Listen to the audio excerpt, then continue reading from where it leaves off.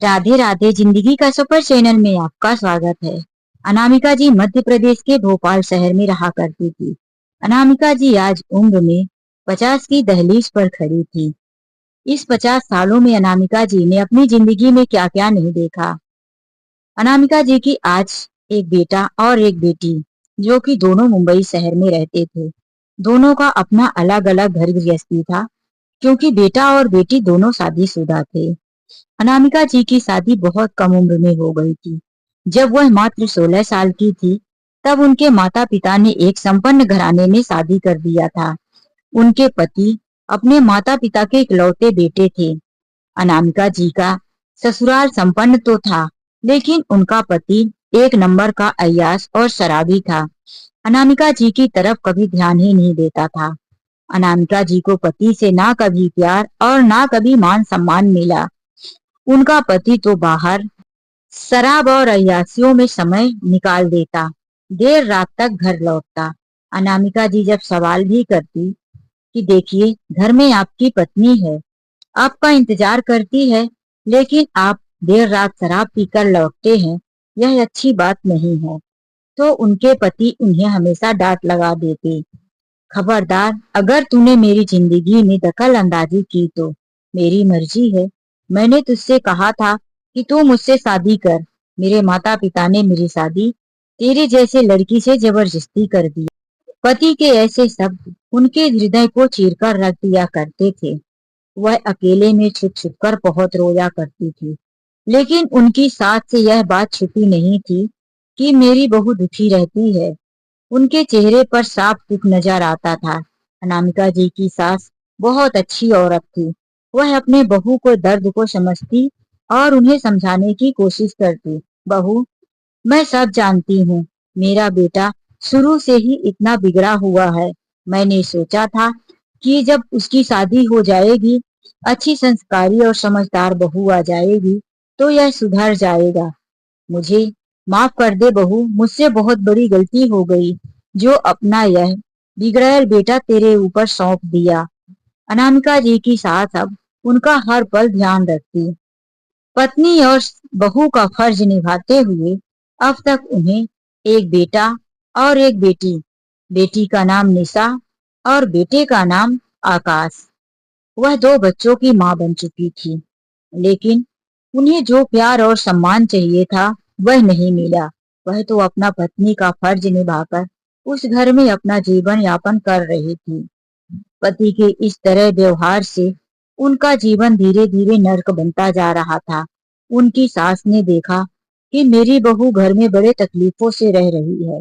उन्होंने कहा, बहू, जब तेरी शादी हुई थी, तूने कहा था कि मुझे पढ़ाई का बहुत शौक है। मेरा यह भी शौक है कि मैं टीचर बनूं और बहुत सारे बच्चों को शिक्षा दूं। आज उनकी सास ने कह दिया, बहू, तू अपने सपने पूरे कर। अब तेरे दोनों बच्चों को मैं संभालूंगी। जा, तू अपनी पढ़ाई पूरी कर और टीचर बनने की तैयारी कर। अनामिका जी ने मना कर दिया, माँ जी, दो बच्चे, इनकी जिम्मेदारी और घर का काम कैसे हो पाएगा। सास ने कहा, अभी मैं जिंदा हूँ बेटी, तू मेरी बहू नहीं मेरी बेटी है। मैंने तेरे साथ बहुत बड़ा गलत किया है, उसी का प्रायश्चित मैं करूंगी। मैं दोनों बच्चों को संभालूंगी और तू जा अपने सपने पूरे कर। अनामिका जी अपने सपने पूरे करने निकल पड़ती हैं। वह अपनी पढ़ाई कंप्लीट करती हैं, बीएड करती हैं। उसके बाद वह एक टीचर बन जाती हैं और उनकी सरकारी नौकरी भी मिल जाती है। अनामिका जी अब स्कूल में बच्चों को पढ़ाने भी जाया करती थी और घर गृहस्थी के भी काम करती थी। लेकिन यह बात उनके पति को पसंद नहीं थी। जब से अनामिका जी पढ़ने लगी थी, तभी से पति पत्नी के बीच में झगड़ा होता। अनामिका जी के पति का कहना था कि तुम घर से बाहर मत जाओ, और अब तो वह टीचर बन गई थी, रोज स्कूल भी जाती थी। इसीलिए उनके पति अब उन पर रोज प्रतिबंध लगाते, बात बात पर झगड़ा करते, यहाँ तक तो हाथ उठा दिया करते थे। उन्हें चरित्रहीन होने का भी दोष लगा दिया करते थे कि तू बाहर जाती है और चरित्रहीन औरत है।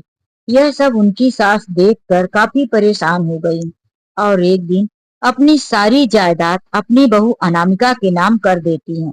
बहू, यह मेरा नालायक बेटा मेरी संपत्ति को संभालने के लायक नहीं है। यह तो एक ही दिन में शराब पीकर उड़ा देगा। इसीलिए सब कुछ मैं तेरे नाम करती हूँ।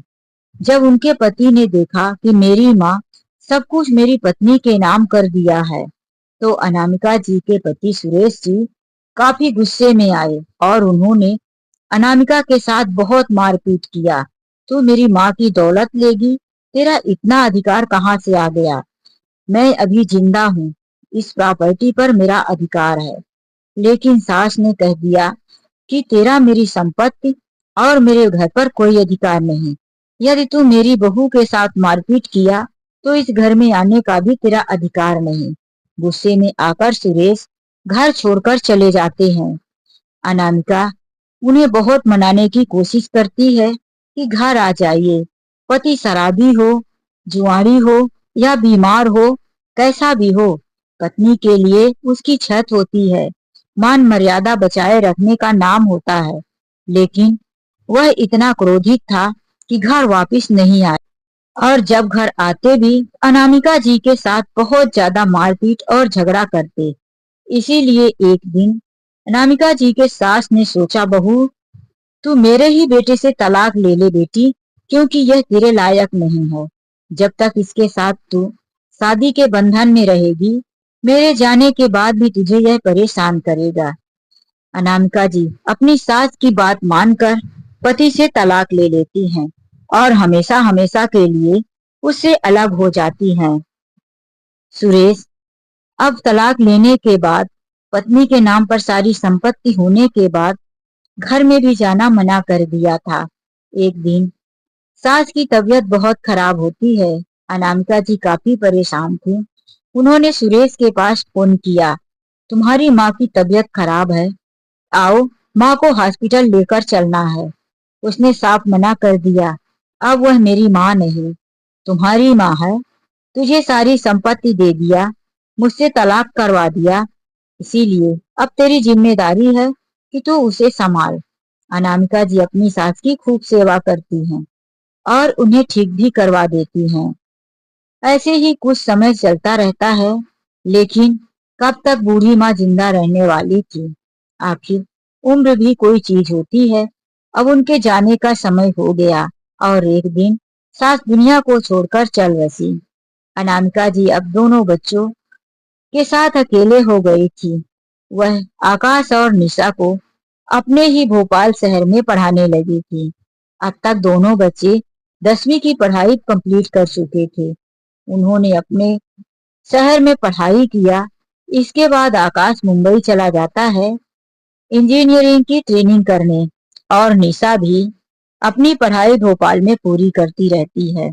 लेकिन कॉलेज के समय पर ही उसे एक लड़के शेखर से प्यार हो जाता है और वह अपने माता पिता से बताकर अपने पसंद के लड़के से शादी भी कर लेती है। शादी होने के 6 महीने बाद दामाद बेटी को लेकर मुंबई शहर में रहने चला जाता है। उसकी भी नौकरी मुंबई शहर में ही लग जाती है। बेटी भोपाल से मुंबई आ गई थी। बेटा पहले ही मुंबई में रहता था। अब निशा जी अपने घर पर बिल्कुल अकेली हो गई थी। समय कुछ दिन ही बीता था कि एक दिन आकाश ने भी माँ को फोन किया, माँ तुम्हारे लिए एक खुश खबर है, मैंने अपने लिए एक लड़की पसंद कर लिया है और जल्दी ही मैं शादी भी करने वाला हूँ। माँ ने कहा, बेटा तो मुझे कब लेने आ रहे हो? आकाश ने कहा, माँ सॉरी, मैं तुम्हें लेने नहीं आ पा रहा हूँ, क्योंकि आज शाम को ही मेरी शादी है।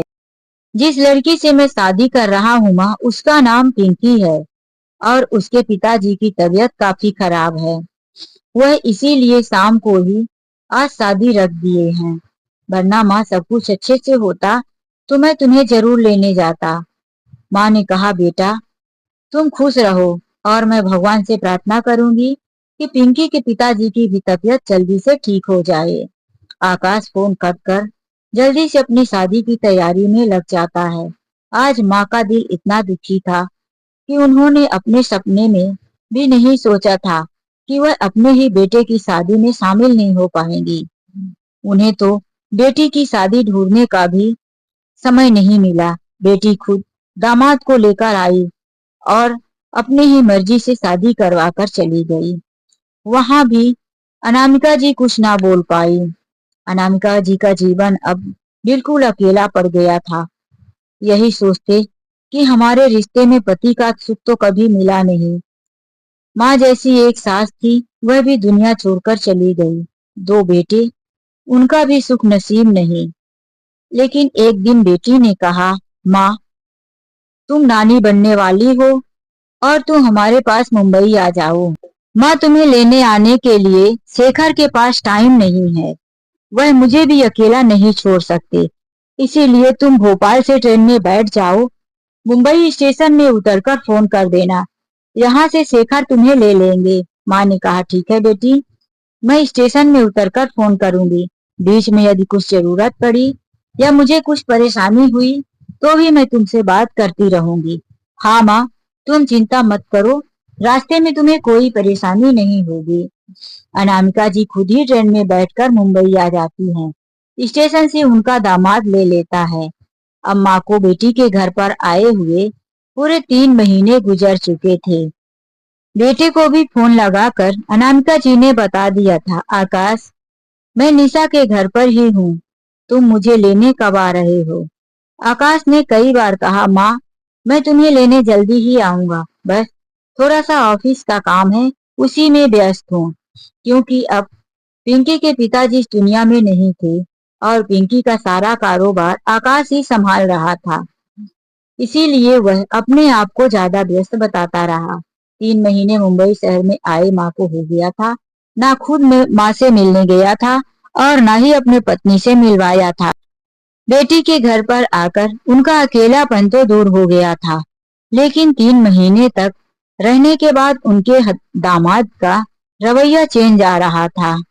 एक दिन रात को अनामिका जी पानी लेने के लिए गई। रात को 11 बज रहे थे। अपने कमरे में निशा और शेखर दोनों बातें कर रहे थे। शेखर कह रहा था, निशा तुमने अपनी माँ को इतना जल्दी क्यों बुला लिया। देखो इस शहर में अपना ही खर्च चलाना मुश्किल होता है। अगर मुझे एक परिवार एक्स्ट्रा बढ़ाना होता तो मैं अपनी माँ को ही हमेशा लाकर ना रख लेता। मेरी माँ तो हमेशा आने के लिए कहती है, जबकि मैं भी अपनी माँ का इकलौता बेटा हूँ। यहाँ शहर में किसी और का खर्च चलाना बड़ा मुश्किल हो जाता है। आखिर तुम्हारी माँ कब जाएगी। तो निशा कहती है, शेखर तुम इतना परेशान क्यों हो रहे हो, देख नहीं रहे हो मैं प्रेग्नेंट हूँ, और अगर तुम मेरे लिए एक बाई भी लगाते घर के कामों के लिए तो वह पूरे महीने का 15,000 रुपए लेती, तब हमारे घर में 24 घंटे रहकर काम करती। देखो मेरी माँ तो फ्री में नौकरानी जैसे काम करती है। तुम इस बात को सोचो, हमारा 15,000 रुपए भी बच रहा है। माँ हमें 2 टाइम का खाना भी बना कर दे रही है, घर के सारे काम कर रही है, हमें फायदा ही फायदा है। और फिर माँ एक टीचर थी, माँ के अकाउंट में इतने पैसे हैं, माँ की कितनी प्रॉपर्टी है, यह तुम्हें नहीं पता क्या। जब माँ हमारे पास रहेगी तो हम प्रॉपर्टी में हिस्सा भी ले सकते हैं। सब कुछ ऐसे ही भैया के नाम पर जाने थोड़ी ना दूंगी। मैं पागल नहीं हूँ जो माँ को बुलाकर अपने पास रखी हूँ, मेरा भी अपना फायदा है। शेखर निशा की तरफ देखकर मुस्कुराते हुए बोला, अरे हाँ तुम तो बड़ी चालाक निकली निशा, अपनी माँ को भी अपनी चालाकी से फंसा लिया है। कोई बात नहीं, जब इतने फायदे हैं तो रखो अपनी माँ को। यह बातें अनामिका जी सुन रही थी। उनके पैर भारी हो रहे थे, प्यास गायब हो चुकी थी, लेकिन गला अभी भी सूख रहा था। लड़खड़ाते हुए कदमों से अपने कमरे पर गई और आंखों में आंसू लेकर सोचने लगी कि भगवान आपने मुझे हर रिश्ते में दुखी दिया है, कभी पति ने साथ नहीं दिया। बेटे ने भी शादी करके अभी तक अपने पत्नी का मुंह नहीं दिखाया, एक बार भी मुझसे मिलने नहीं आया। बेटी को अपना समझकर आई थी तो बेटी के भी दिल में मेरे लिए कोई जगह नहीं है। वह तो सिर्फ मुझे नौकरानी समझकर और मेरी संपत्ति का आधा हिस्सा लेने के लिए मुझे यहाँ लाई है। आज अनामिका जी को बहुत दुख लगा। वह रात भर रोती और करवटें बदलती रह गई। इस दुनिया में ऐसा कोई नहीं था जिसके साथ वह अपना दुख बांट सकते। एक माँ को अगर कुछ तकलीफ होता है तो वह अपनी बेटी के साथ अपना दुख बांट सकती है, लेकिन यहाँ तो अपनी बेटी ही पराई हो गई थी। वह किसके साथ अपना दुख बांटे। इसी दुख में वह रात भर करवटें बदलते हुए सो नहीं पाई थी। सुबह उनकी नींद लगी तो 8:30 बज चुका था। निशा इन सारी बातों से अनजान अपनी माँ को आवाज दिए जा रही थी। माँ, 8:30 बज चुका है। शेखर के ऑफिस जाने का टाइम है। अभी चाय भी नहीं बनी। निशा की आवाज कान पर पड़ते ही अनामिका जी चुपचाप किचन में चली गई। चाय बनाकर लाई और शेखर और बेटी के सामने रख दिया। फिर किचन में चली गई। उनकी आंखों में आंसू आ गए कि यह बेटी मेरे खाने और मेरे काम की तारीफ कर कर मुझे नौकरानी वर समझ रही है। अरे, यह माँ समझती तो क्या मैं इसके घर का काम नहीं कर देती। मैं तो बेटी समझकर ही सारे काम कर रही थी। उन्होंने अपने दामाद के लिए टिफिन भी बनाकर दिया। अब सुबह के 9:30 बज चुके थे। पूरा दिन काम किया, लेकिन आज उनका मन घर पर नहीं लग रहा था। एक बार भी निशा ने नहीं पूछा कि माँ, तुम्हारी तबीयत खराब है या तुम्हें कोई तकलीफ है। वह काम पर काम गिनवाती गई। माँ, यह काम कर लेना। माँ, यहाँ की सफाई कर देना। बस उसने माँ के दर्द को समझने की कोशिश नहीं की। काम को निपटाते निपटाते शाम को 5 बज गया तो नजदीक के एक पार्क में अपना मन बदलने के लिए अनामिका जी चली जाती हैं। लेकिन वहां भी उन्हें वही सब दिमाग में घूम रहा था। पार्क में रखी हुई सीमेंट और पत्थर की लंबी ब्रेंच में एक कोने सिमटी हुई अनामिका जी बैठी थी। तभी उनकी नजर उनकी उम्र के कुछ लोगों पर पड़ जाती है। अनामिका जी उनकी तरफ देखने लगती हैं। वहां पर 6 लोग थे जो आपस में बातें कर करके हंस रहे थे। अपनी उम्र के लोगों को इस तरह हंसता मुस्कुराता देखकर अनामिका जी की नजरें भी उधर टिक जाती हैं। लेकिन कुछ ही पल में वह नजरें चुराकर इधर उधर देखने लगती हैं, क्योंकि वह लोग भी अनामिका जी की तरफ देखने लगते हैं। तभी उनमें से एक व्यक्ति उनकी तरफ आने लगता है। अनामिका जी इस अनजाने से शहर में उस व्यक्ति को अपनी तरफ आता हुआ देख थोड़ा सा डर जाती हैं। लेकिन वह दिल में सोचती हैं, अरे, मैं क्यों डर रही हूँ। मैं कोई छोटी बच्ची थोड़ी ना हूँ जो यह मेरा किडनैप करके ले जाएगा।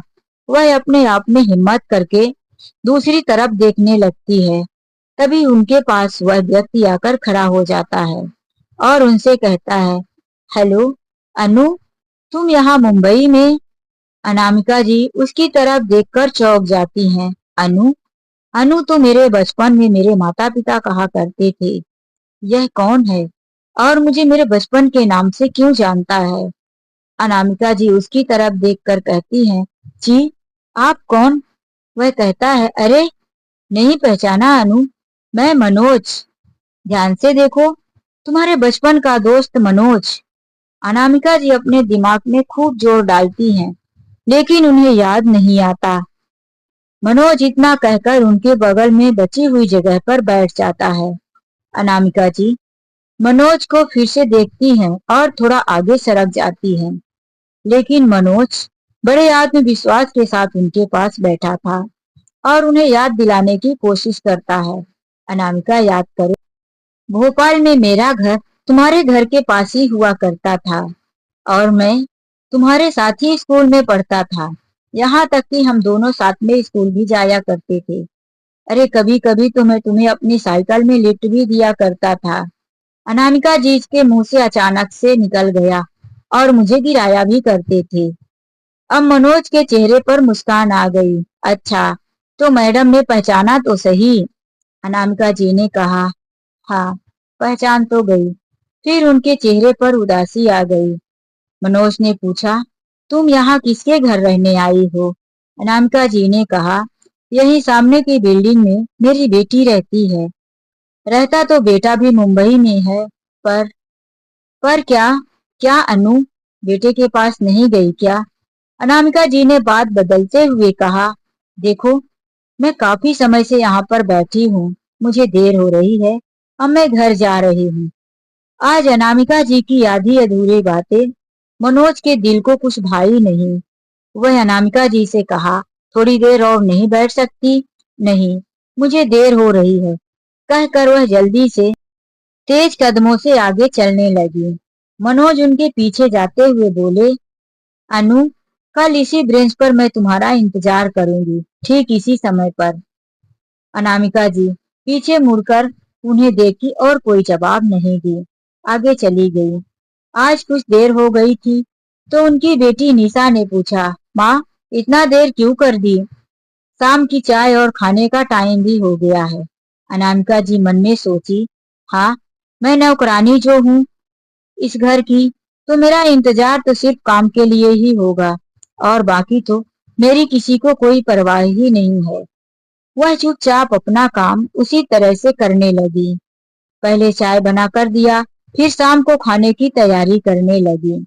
आज जब रात को वह लेटी तो उन्हें मनोज के बारे में कई बातें याद आने लगी।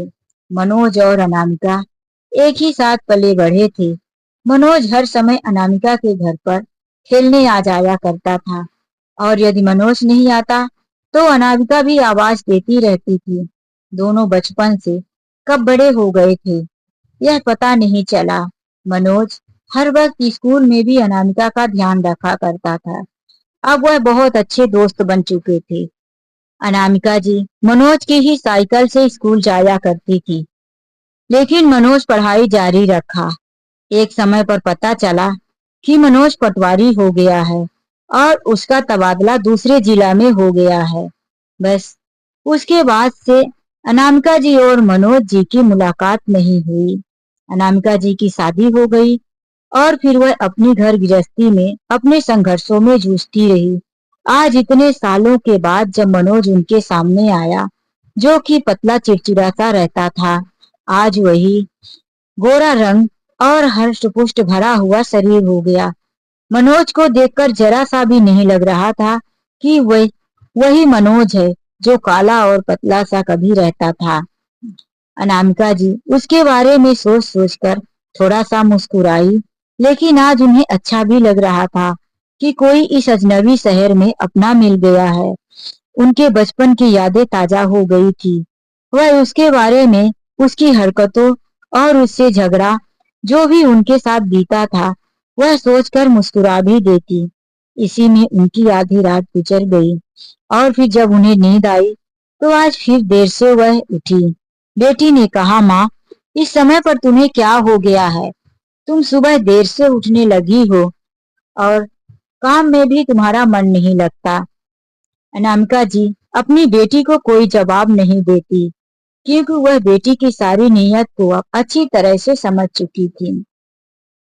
अनामिका जी फिर से घर के सारे काम निपटाई और 5 बजे पार्क में पहुंच गई। उसी ब्रेंच की तरफ जाकर देखी तो मनोज वहां पर बैठा था। अनामिका जी के चेहरे पर मुस्कान आ गई। उन्होंने पूछा, बहुत देर से आकर बैठे हो क्या? हाँ, तुम्हारा इंतजार कर रहा था, समय ही नहीं कट रहा था, इसीलिए। अनामिका जी ब्रेंच पर बैठते हुए बोली, और बताओ अपने बारे में, क्या करते हो, कहाँ रहते हो? मनोज ने कहा, नौकरी से रिटायर हो चुका हूँ और यहीं पास में हमारा भी एक बिल्डिंग में फ्लैट है। अनामिका जी मुस्कुराकर बोली, चलो अच्छी बात है। फिर मनोज ने पूछा, अनामिका, कल तुमने अपने बारे में कुछ बताया नहीं। शादीशुदा जिंदगी कैसी रही तुम्हारी? उसके मुंह से ऐसे शब्द सुनकर ना चाहते हुए भी अनामिका जी के चेहरे पर दर्द उभर आया। मनोज जो उन्हें बचपन से जानता था, उनकी आंखों के हर एक भाव को पढ़ रहा था। अनामिका जी ने कहा, सब ठीक है, बेटा और बेटी अपने अपने घर गृहस्थी में है, बस अब मेरा क्या? मनोज ने कहा, मेरे सवालों का जवाब यह नहीं हुआ अनु। तुम मेरी तरफ देखकर बताओ। मैं तुम्हारे बारे में सब कुछ जानना चाहता हूँ और मैं तुम्हारा दोस्त भी हूँ, मेरा हक बनता है। कोई आज अपना इतने बड़े प्यार से कुछ पूछ रहा था। अनामिका जी खुद को रोक नहीं पाई और मनोज के सामने अपनी सारी आप बीती सुना बैठी कि किस तरह से किसी भी रिश्ते में उन्हें प्यार और सपोर्ट नहीं मिला। बस उनके लिए सारे रिश्ते नाम के रहे। वह अपना फर्ज निभाते निभाते आज यहाँ तक पहुंच चुकी है। मनोज ने उनका हाथ पकड़ा और कहा, चलो अनु, मेरे घर घूमने चलो। अनामिका जी अपना हाथ इस तरह से पकड़ा हुआ देख थोड़ा सा संकोच में आ गई, लेकिन मनोज डरा नहीं और उन्हें जबरदस्ती उठाकर खड़ा कर दिया। अनामिका जी ने कहा, नहीं, आज नहीं, फिर किसी और दिन चलती हूँ, छोड़ो मेरा हाथ, लोग क्या सोच रहे होंगे। लेकिन मनोज उन्हें अपनी तरफ खींचते हुए बोला, यहाँ कोई किसी के बारे में नहीं सोचता, किसी को कोई फर्क नहीं पड़ता, चलो मेरे साथ मेरे घर, आज मैं अपने परिवार से मिलाता हूँ। परिवार की बात सुनकर अनामिका जी के मन में भी थोड़ी बेचैनी सी हुई। आखिर वह भी तो उनका दोस्त था, उसके बारे में जानने का सब कुछ उनके दिल में भी तो था। इसीलिए वह ना चाहते हुए भी मनोज के साथ उनके घर पहुंच गई। घर में उनकी एक बहू थी और एक पोता। वह बड़े ही प्यार से अनामिका जी का स्वागत की और उनके लिए चाय नाश्ता लेकर आई। पोते को उनके गोद में रख दिया। आंटी, यह पोता है आपका। पोता भी इतना प्यारा था कि अनामिका जी के साथ खूब खेला। आज वह 3 साल का था। अनामिका जी ने कहा, मेरा पोता भी 3 साल का हो चुका है।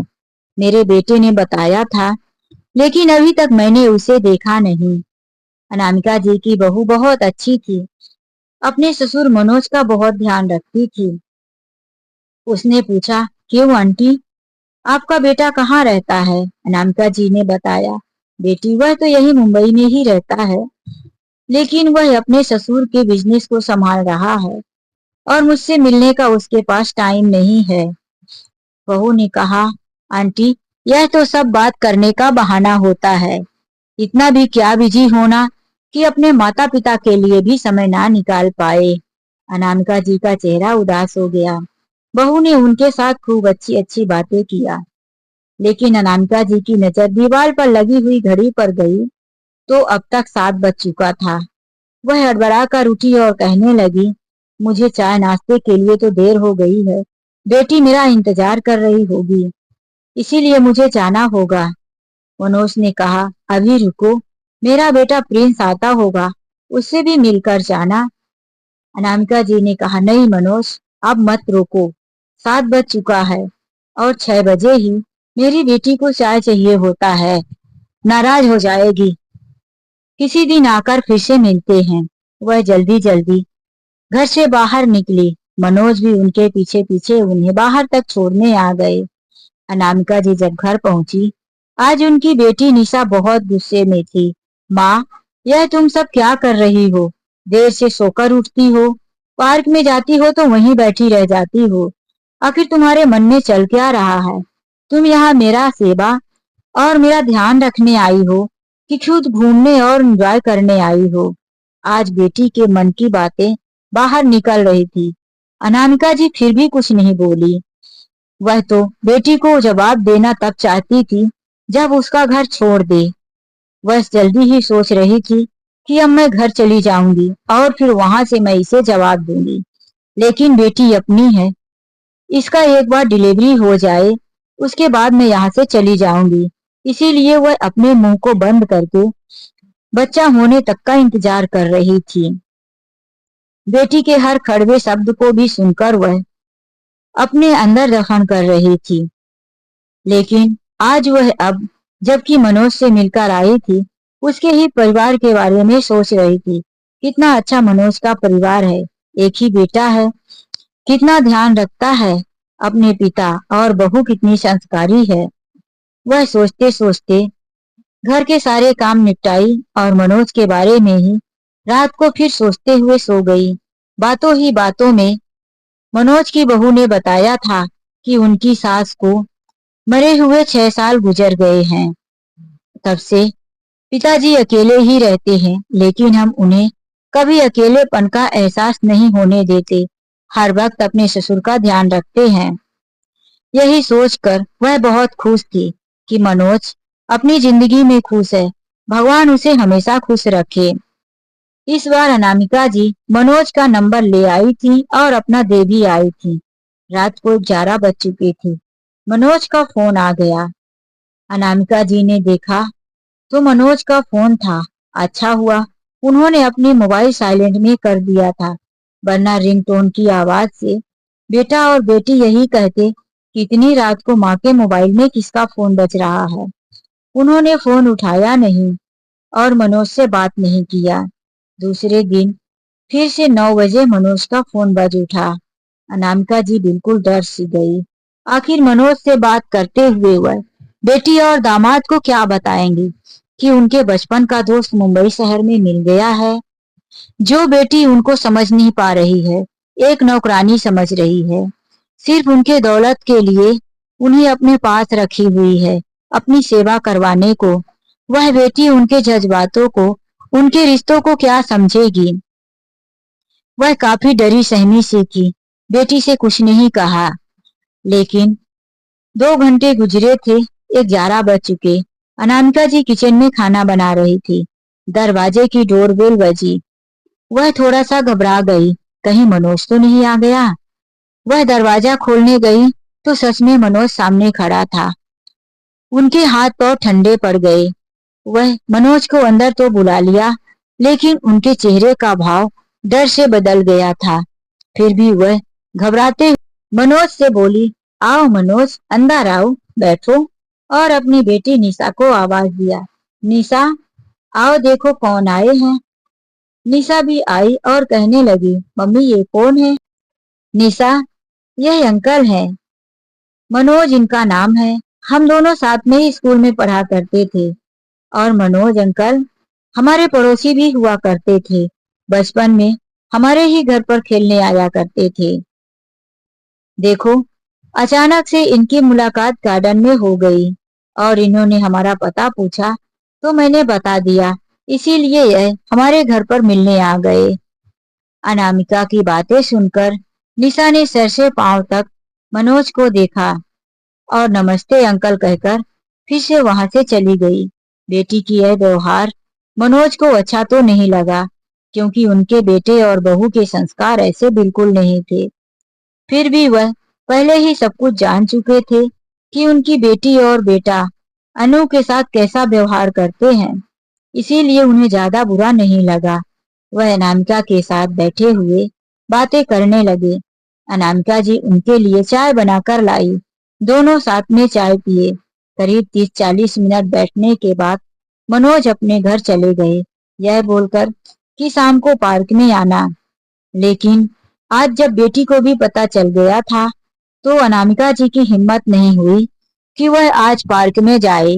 नहीं तो उनकी बेटी यही कहती कि माँ, अब पता चल गया है, तुम उन अंकल से मिलने पार्क में जाती हो और वहीं बैठती हो। इसीलिए वह मनोज के बुलाने पर भी आज पार्क में नहीं गई। जब रात को 9 बज गया तो मनोज उनके घर खुद ही आ गए और कहने लगे, अनु, मैंने तुम्हें पार्क में बुलाया था, लेकिन तुम आई नहीं। ऐसा भी क्या काम था जिसमें तुम व्यस्त रह गई। अनामिका जी सकचाते हुए बोली, काम बहुत रहता है, बेटी की ये हालात है, देखो वह बेचारी घर के काम नहीं कर पाती, इसीलिए उसे छोड़कर ज्यादा समय तक मैं अकेले कहीं नहीं रह पाती। बेटी का अब 9वां महीना चल रहा है, उसका ध्यान रखना पड़ता है। अच्छा, तो ये बात है, अब से मैं ही मिलने आ जाया करूंगा। यह सुनकर निशा भी सर से पांव तक फिर से देखी और बोली, ऐसे भी क्या काम है अंकल जो आप माँ को पार्क में बुलाएंगे या खुद ही मिलने आ जाएंगे। अभी शेखर भी घर पर था। अपनी सास के इस तरह से पराये पुरुष से मिलना उसे अच्छा नहीं लगा। अनामिका जी ने उससे भी परिचय करवाया। बेटा, यह हमारे पड़ोसी और हमारे कभी साथ में पढ़ा भी करते थे। शेखर ने उनकी तरफ आंख घूरते हुए नमस्ते किया और फिर वहां से निकल गया और अपनी पत्नी निशा से कहने लगा, यह सब क्या है, तुम्हारी माँ इस तरह से किसी भी अजनबी को घर पर कैसे बुला सकती है। यह मुंबई शहर है, गांव नहीं, तो किसी को भी बुलाकर घर में रखे। यह बात वह निशा से इतनी जोर जोर से कह रहा था कि मनोज और अनामिका जी को स्पष्ट रूप से सुनाई दे रही थी। फिर भी मनोज अनामिका को कुछ नहीं बोले और वहां से चले गए। दूसरे दिन मनोज और अनामिका की बात फोन पर हुई, क्योंकि बार बार मनोज फोन लगा रहे थे और अनामिका जी ने फोन उठा लिया। फिर शाम को मनोज फिर से अनामिका के घर पहुंच जाते हैं। यह मनोज का तीसरी बार आना था। इस बार शेखर और निशा दोनों ही हॉल पर बैठे हुए थे। वहीं पर निशा जी बैठकर चावल साफ कर रही थी। इस तरह मनोज को अंदर आता हुआ देख उन दोनों को बिल्कुल अच्छा नहीं लगा, लेकिन अनामिका जी के चेहरे पर खुशी थी और मन में घबराहट थी। अनामिका जी उठकर किचन में जाने लगी। मनोज बैठो, मैं चाय बनाकर लाती हूँ। मनोज ने कहा, रहने दो अनु, मैं चाय पीकर आया हूँ, बैठो, मुझे तुमसे कुछ बात करना है। अनामिका उनकी तरफ देखने लगी। हाँ मनोज, बताओ क्या बात है, घर में सब ठीक तो है ना? घर की बात छोड़ो अनु, मेरे घर पर सब ठीक है और सब अच्छे और संस्कारी भी हैं। अनामिका, मैं तुमसे शादी करना चाहता हूँ। बेटी और दामाद वहीं पर बैठे थे। यह बात सुनकर दोनों की आंखें बड़ी हो गई। कभी माँ की तरफ तो कभी उस मनोज अंकल की तरफ देखने लगे। दामाद तो बिल्कुल गुस्से में भी आ गया, उसकी भौहें तन गई। अनामिका जी का मुंह खुला रह गया। वह यह सोच भी नहीं सकती थी कि मनोज बेटी और दामाद के सामने ऐसे शब्द बोल देगा। आखिर मैंने तो उससे कभी ऐसा नहीं कहा कि मैं तुमसे शादी करना चाहती हूँ, और ना ही मैंने ऐसा कोई व्यवहार किया, और मनोज भी ऐसा कुछ नहीं किया जिससे मुझे शक हो जाए। फिर अचानक से यह ऐसे कैसे बोल सकता है? अनामिका जी को भी अंदर ही अंदर गुस्सा आ रहा था, लेकिन मनोज ने बड़े प्यार से कहा, अनु, तुम तो जानती हो कि मैं बचपन से ऐसा ही हूँ। मैं कोई बात छुपा कर या किसी तरह घुमा फिरा कर नहीं करता। जो भी कहना होता है मैं सीधे सीधे मुंह पर कहता हूँ, और मेरा दिल भी पहले की तरह ही साफ है। यदि तुम्हें मैं अच्छा नहीं लग रहा हूँ, तुम इस रिश्ते में खुश नहीं हो, मेरे साथ रिश्ता नहीं करना चाहती, तो तुम खुशी से बता देना, तुम्हें कोई दबाव नहीं है। लेकिन तुम सोच समझकर फैसला करना। मैं तुम्हें पूरी छूट दे रहा हूँ, तुम्हें अपनी आजादी के साथ फैसला करना है। यह कहकर वह वहां से तो चला गया, लेकिन अनामिका के घर पर तूफान दे गया। उनके जाते ही शेखर बोल पड़ा, निशा, यह सब मेरे घर पर क्या हो रहा है? आखिर इस मोहल्ले में मेरी कोई इज्जत है? आज लोगों को पता चलेगा तो क्या नाम रह जाएगा मेरा? तुम्हारी माँ को मेरे घर पर ही आकर यह गुल खिलाना था। निशा भी माँ की तरफ बोली, माँ, शेखर ठीक ही कह रहे हैं। आखिर तुम ये सब कैसे कर सकती हो? तुम्हारी जवान बेटी, जवान बेटा, तुम दादी बन चुकी हो, और यह सब? माँ, यह सब शोभा नहीं देता। अपने बारे में नहीं तो कम से कम मेरे और भैया के बारे में सोचा होता। हम दोनों की इज्जत में तुमने मिट्टी में मिला दिया। वह गुस्से से बड़बड़ाती रही और अनामिका जी कुछ बोल ना पाई, बस अपने कमरे में जाते जाते कहने लगी, मैंने थोड़ी ना कहा था मनोज को कि ये सब आकर बोले। वह अपने कमरे में चली गई, अंदर से दरवाजा बंद कर लिया और खूब रोई। एक मनोज पर भरोसा किया था, वह भी मेरे घर पर आकर बेटी और दामाद के सामने मेरी इज्जत में कीचड़ उछाल दिया। एक बार तो मुझसे अकेले में पूछ लिया होता कि मैं क्या चाहती हूँ। फिर वह कुछ देर तक रोती और लेटी रही, फिर उसके बारे में सोचने लगी। आखिर मनोज ने बेटी और दामाद के सामने हिम्मत करके सच्चाई का अपना सबूत दे दिया। वह गलत नहीं है, शायद वह मेरा भला चाहता है, क्योंकि अनामिका जी उसे बचपन से जानती थी। उसे जो भी बात करना होता था वह सबके सामने करता था। सच बोलने में वह दुनिया के सामने कभी नहीं डरता था। अनामिका जी को यह बात याद आ गई जो बेटी ने कहा कि कभी मेरे और भैया के बारे में ही तो सोचा होता। अनामिका जी ने सोचा, आज तक मैं दोनों के बारे में ही तो सोचती आई, इनके बारे में ही सोच सोच कर तो अपनी जिंदगी को नर्क बना दिया। इनके लिए ही तो जीती आई, लेकिन मुझे हासिल क्या हुआ? बेटे ने शादी कर लिया और आज तक पत्नी का मुंह भी नहीं दिखाया, इसी शहर में रहते हुए मिलने भी नहीं आया, और यह बेटी मुझे अपने घर पर नौकरानी और मेरी संपत्ति छीनने के लिए मुझे रखी है, वरना इसके दिल में भी मेरे लिए कौन सी जगह बची है।